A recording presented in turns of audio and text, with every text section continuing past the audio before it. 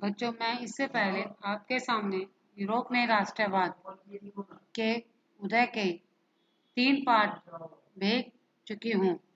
अब आगे का चैप्टर यहाँ से स्टार्ट है। भूख, कठिनाइयों और जन विरोध। 1830 का दशक यूरोप में भारी कठिनाई लेकर आया। 19वीं सदी के प्रथम भाग में पूरे यूरोप में जनसंख्या में जबरन वृद्धि हुई। ज्यादातर लोगों में नौकरी ढूंढने वालों की तादाद उपलब्ध रोजगारों से अधिक थी। ग्रामीण क्षेत्रों के अतिरिक्त आबादी शहर जाकर भीड़ में भारी गरीब बस्तियों में रहने लगी। नगरों के लघु उत्पादकों को अक्सर इंग्लैंड में आयातित मशीन से बने सस्ते कपड़ों से कड़ी प्रतिस्पर्धा का सामना करना पड़ रहा था। इंग्लैंड में औद्योगिकरण का स्तर महाद्वीप से ऊंचा था। महाद्वीप को यह प्रतिस्पर्धा कपड़ा उद्योग में ज्यादातर झेलनी पड़ रही थी, क्योंकि उसका उत्पादन मुख्यतः घरों और छोटे कारखानों में होता था और केवल आंशिक रूप से मशीनीकृत था। यूरोप के उन इलाकों में जहां कुलीन वर्ग अभी भी सत्ता में था, कृषक सामंती शुल्क और जिम्मेदारियों के बोझ तले दबे थे। खाने पीने की चीजों के मूल्य बढ़ने और किसी वर्ष फसल के खराब होने के शहर और गांवों में व्यापक गरीबी फैल जाती थी।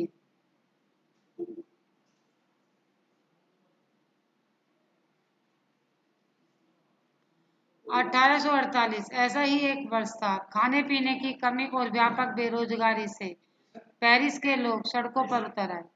जगह जगह अवरोध लगाए गए और लुई फिलिप को भागने पर मजबूर किया गया। राष्ट्रीय सभा असेंबली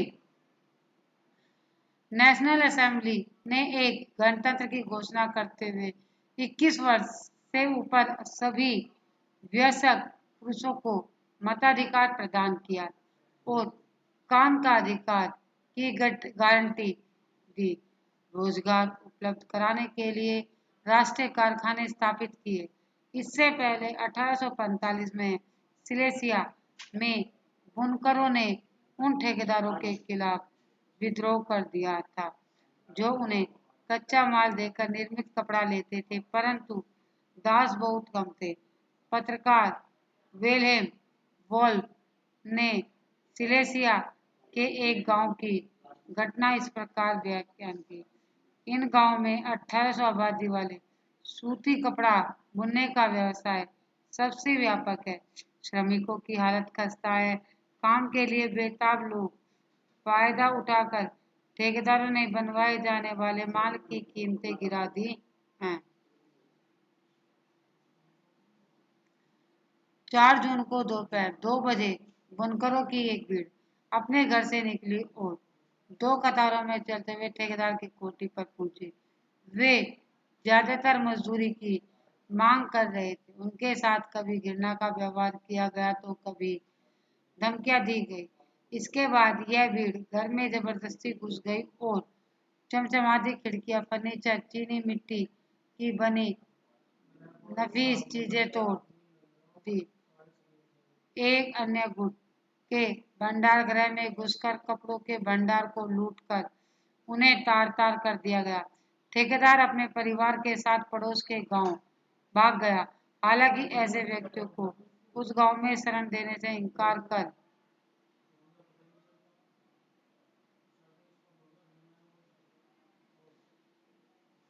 कर दिया। वह 24 घंटे बाद सेना को बुलाकर उनकी मदद से लौटा। इसके बाद जो टकराव हुआ उसे 11 बुनकरों को गोली मार दी गई। 1848 उदारवादियों की क्रांति। 1848 में जब यूरोपीय देशों में गरीबी, बेरोजगारी और भुखमरी से ग्रस्त किसान मजदूर विद्रोह कर रहे थे, तब उनके समांतर पढ़े लिखे मध्यम वर्गीयों की एक क्रांति भी हो रही थी।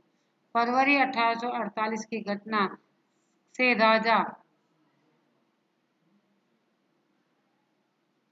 से राजा की गद्दी छोड़नी पड़ी और एक गणराज्य की घोषणा की गई जो सभी पुरुषों के सात्विक मताधिकार पर आधारित था।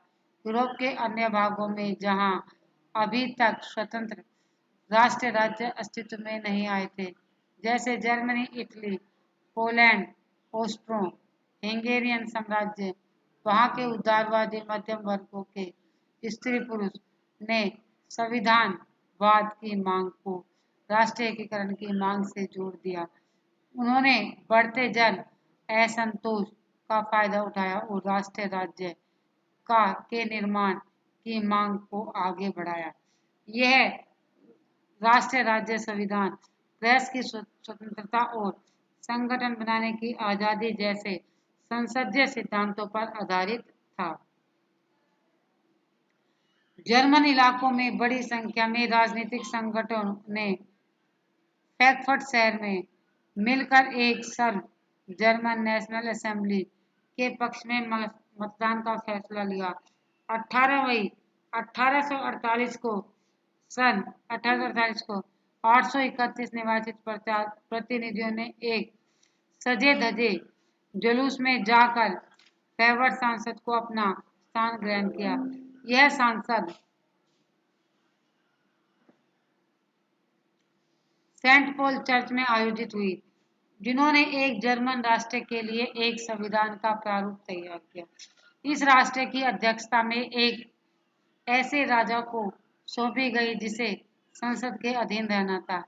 जब प्रतिनिधियों ने प्रसव के राजा फ्रेडरिक विल्हेम चतुर्थ को ताज पहनाने की पेशकश की तो उसने उसे अस्वीकार कर उन राजाओं का साथ दिया जो निर्वाचित सभा के विरोधी थे। जहां कुलीन वर्ग सेना का विरोध बढ़ गया, वहीं संसद का सामाजिक आधार कमजोर हो गया। संसद में मध्य वर्गों का प्रभाव अधिक था, जिन्होंने मजदूरों और कारीगरों की मांग का विरोध किया, जिससे वे उनका समर्थन खो बैठे। अंत में सैनिकों को बुलाया गया और असेंबली भंग होने पर मजबूर हुई।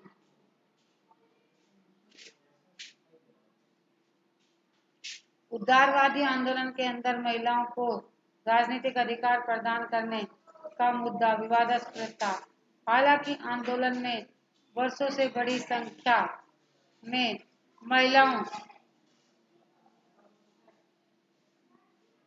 महिलाओं ने सक्रिय रूप से भाग लिया। महिलाओं ने अपनी राजनीतिक संगठन स्थापित किए, अखबार शुरू किए गए और राजनीतिक बैठकों और प्रदर्शनों की शिकायत की। इसके बावजूद उन्होंने असेंबली के चुनाव के दौरान इसमें बच्चों एक नया शब्द आया, नारीवाद। स्त्री पुरुष की सामाजिक, आर्थिक और राजनीतिक समानता की सोच के आधार पर महिलाओं के अधिकारों और हितों का बोध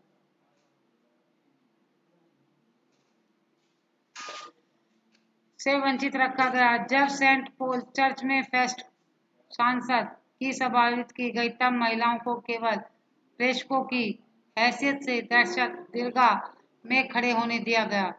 हालांकि रूढ़िवादी ताकतें 1848 में रूढ़िवाद आंदोलन को दबा पाने में कामयाब हुई, किंतु वे पुरानी व्यवस्था बहाल नहीं कर पाई। राजाओं को यह समझ में आना शुरू हो गया कि उदारवादी राष्ट्रवादी क्रांतिकारियों को ब्याज देकर ही क्रांति का दमन और चक्र को समाप्त किया जा सकता था। अतः 1848 के बाद के वर्षों के मध्य पूर्वी यूरोप में निरंकुश राजशाही और पुनः परिवर्तनों को आरंभ किया गया, जो पश्चिमी यूरोप में 1815 से पहले हो चुके थे। इस प्रकार वेश्वर अधिकार वाले क्षेत्र और रूस में बुदासत और बधवा मजदूर समाप्त कर दी गई। हैब्सबर्ग शासकों ने हंगरी के ज्यादा से ज्यादा स्वतंत्र प्रदान की और हालांकि इसमें निरंकुश म्यांमारों के प्रभुत्व का रास्ता ही साफ हुआ। इसमें नया शब्द आया बच्चों, नई विचारधारा, एक खास प्रकार की सामूहिक और राजनीतिक दृष्टि को एकीकृत करने वाले विचारों का समूह।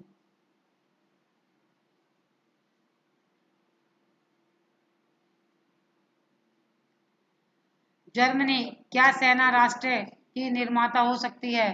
1848 के बाद यूरोप में राष्ट्रवाद का जनतंत्र और क्रांति के अलाव होने लगा। राज्य की सत्ता को बढ़ाने से यूरोप में राजनीतिक प्रभुत्व हासिल करने के लिए उदारवादियों ने अक्सर राष्ट्रवादी भावनाओं का इस्तेमाल किया। उसे इस प्रक्रिया में देखा जा सकता है जिसमें जर्मनी और इटली एकीकरण होकर राष्ट्र राज्य बने।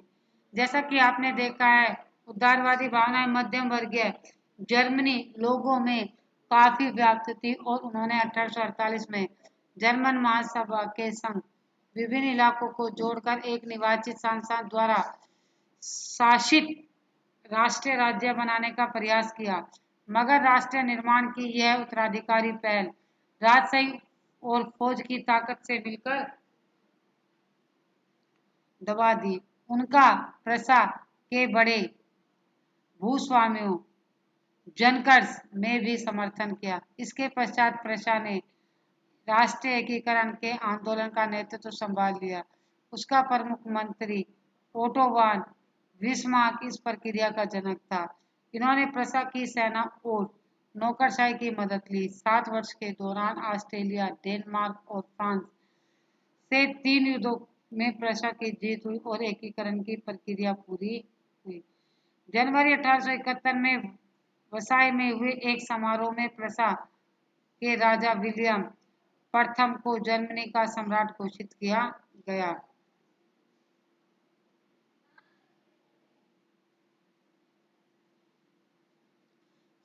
18 जनवरी 1871 को सुबह बेहद ठंड थी। जर्मनी राज्यों के राजकुमार, सेना के प्रतिनिधियों और प्रमुख मंत्री ओटो वान बिस्मार्क समेत प्रजा के महत्वपूर्ण मंत्रियों की एक बैठक वायस्राय के महल में बेहद ठंडे शीश महल हॉल ऑफ विमर्श में हुई। सभा में ने प्रशा के काइजर विलियम प्रथम के नेतृत्व में नए जर्मन साम्राज्य की घोषणा की। जर्मन में राष्ट्र निर्माण प्रक्रिया में प्रशा राज्य को शक्ति के प्रभुत्व को दर्शाया गया। नए राज्य ने जर्मनी की मुद्रा, बैंकिंग और कानूनी तथा न्यायिक व्यवस्थाओं के आधुनिकीकरण में काफी जोर दिया और प्रशा द्वारा उठाए गए कदम और कार्रवाई बाकी जर्मनी के लिए अक्सर मॉडल बना। आशा करती हूँ कि बच्चों आपको इसका चैप्टर 4 तक समझ में आ गया होगा। बच्चों हमसे ज़्यादा जुड़े और ज़्यादा जुड़कर हमें पढ़ाई में भी सहयोग करें और कमेंट को व्हाट्सएप के जरिए या स्कूल में आकर आप बता सकते हैं।